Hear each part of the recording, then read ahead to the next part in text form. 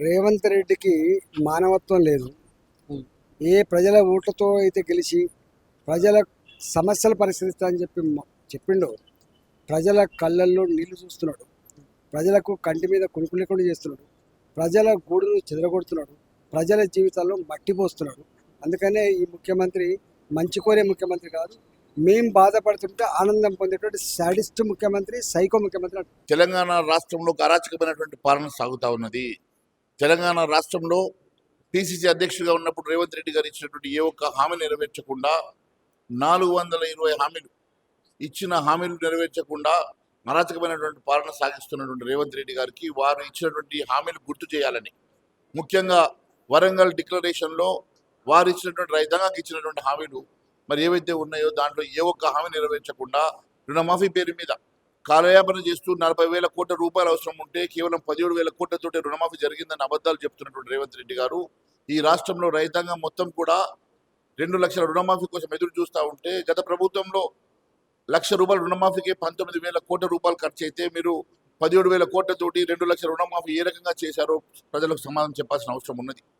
గతంలో రైతు బంధు 10,000 సరిపోవు, నేను 15,000 ఇస్తాన్నారు. 9 నెలలు అయితే ఒక్క రూపాయి కూడా రైతు బంధు మీ ప్రభుత్వం వచ్చిన తర్వాత ఇవ్వలేనటువంటి దుస్థితిలో ఈ రాష్ట్ర ప్రభుత్వం ఉన్నది. అంతేకాకుండా ఒకవైపు రుణమాఫీ జరగలే, గిట్టుబాటు ధర లేదు, ఎంఎస్పీ ఇస్తామని చెప్పేసి అన్ని పత్తి, పసుపు, జొన్నలు, మక్కలు అన్నిటికీ కూడా ఒక రేట్ ఇస్తాము, గిట్టుబాటు ధర ఇస్తాము, బోనస్ ఇస్తామని చెప్పిన ముఖ్యమంత్రి గారు మర్చిపోయారు. ఈరోజు వడ్లకు 500 రూపాయలు బోనస్ ఇస్తామని సన్న వడ్లకు మాత్రమే ఇస్తా అని చెప్తున్నటువంటి ముఖ్యమంత్రి గారిని సూటిగా ఒకటి అడుగుతా ఉన్నాను. సన్న వడ్లు మార్కెట్లో 3,200 రూపాయలు ధర పలుకుతున్నది. మరి ఈరోజు 2,300 మీద మీరు ఇచ్చేటువంటి 500 బోనస్ ఇచ్చినా 2,800 రూపాయలు. దానికి ఎవరు కూడా మీకు సన్న బియ్యం అమ్మరు కాబట్టి నేను బోనస్ ఇచ్చినా తప్పించుకునే ప్రయత్నం చేస్తున్నారు కదా. మరి దొడ్డు వడ్ల కోసం ఎందుకు మీరు బోనస్ ఇవ్వడం లేదు, దానికి ఎందుకు ప్రకటిస్తలేరు? మరి ఆ రోజు మీ మేనిఫెస్టోలో సన్న బియ్యాలకు మాత్రమే ఇస్తారని చెప్పలేదు కదా. మరి ఈరోజు దొడ్డు బియ్యాలకు మేము ఇవ్వమని చెప్పి ఏ రకంగా చెప్తా ఉన్నారు? ఇది మోసపూరితమైనటువంటి వాగ్దానం కాదని అడుగుతా ఉన్నాను. ఈ రకంగా రైతాంగాన్ని అన్ని రకాలుగా మోసం చేసినటువంటి ముఖ్యమంత్రి గారు ఈరోజు నేను ఒకటే ప్రశ్నిస్తా ఉన్నాను. ఈరోజు ఈ రాష్ట్రంలో 870 మంది రైతులు ఆత్మహత్య చేసుకున్నటువంటి ఘటన మనం కళ్ళరా చూసాం. 9 నెలల్లో మరి దాదాపు 900 మంది రైతులు చనిపోయినట్టే నెలకు 100 మంది రైతులు ఆత్మహత్య చేసుకుంటా ఉన్నారు. ఇటువంటి దుస్థితి మనం ఎప్పుడు చూడలేదు. మరి ఈరోజు రైతాంగాలు స్వయంగా ఎంఆర్ఓ ఆఫీసులో సురేందర్ రెడ్డి రైతు మరి ఎంఆర్ఓ ఆఫీస్లో మేడ్చల్లో మరి ఆయన ఊసకోయకి ఊరేసుకొని చనిపోతూ ఉంటే ఇప్పటి వరకు వారికి పరామర్శించిన పాపాన పోలేదు, వారికి కనీసం ఏమన్నా సాయం చేసిన పాపాన పోలేదు. ఈ రకంగా రైతాంగం ఒకవైపు ఆత్మహత్యలు చేసుకుంటా ఉంటే మీరు ఇష్టమైనటువంటి వాగ్దానం నెరవేర్చకుండా ప్రజల్ని మోసం చేస్తూ ఉన్నారు. కాబట్టి భారతీయ జనతా పార్టీ ప్రజాప్రతినిధులంతా కలిసి ఈ నెల 30వ తారీఖు రోజు ఉదయం 11 గంటల నుంచి 24 గంటల పాటు మేము దీక్ష చేయబోతా ఉన్నాం.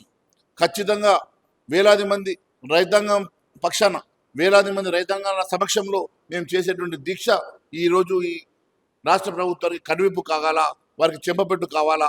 ఖచ్చితంగా ఈ రాష్ట్ర ప్రభుత్వం మెడలు వంచి ఇచ్చినటువంటి హామీలు నెరవేర్చేదాకా మేము పోరాటం చేస్తామని మరొకసారి తెలియజేస్తాం.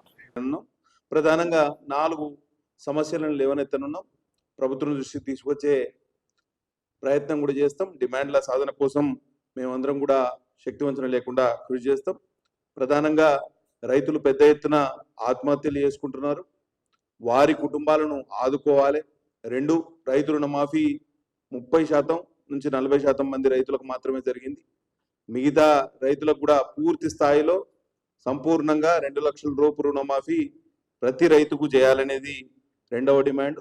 3వ డిమాండు రైతు భరోసా పథకంలో భాగంగా ప్రతి రైతుకు 15,000 రూపాయలు, ప్రతి రైతు కూలీకి 12,000 రూపాయలు తప్పకుండా వారికి చెల్లించాలి. ఇతరత రైతాంగ సమస్యలను కూడా లేవనెత్తి పెద్ద ఎత్తున ఈ పోరాటంలో భాగస్వాములు కావాల్సిందిగా మేము రైతాంగ సమస్యల మీద పోరాటం చేస్తున్న నాయకులకు అట్లనే రైతన్నలకు కూడా పిలుపునిస్తూ సెలవు తీసుకుంటున్నాం. జై హింద్.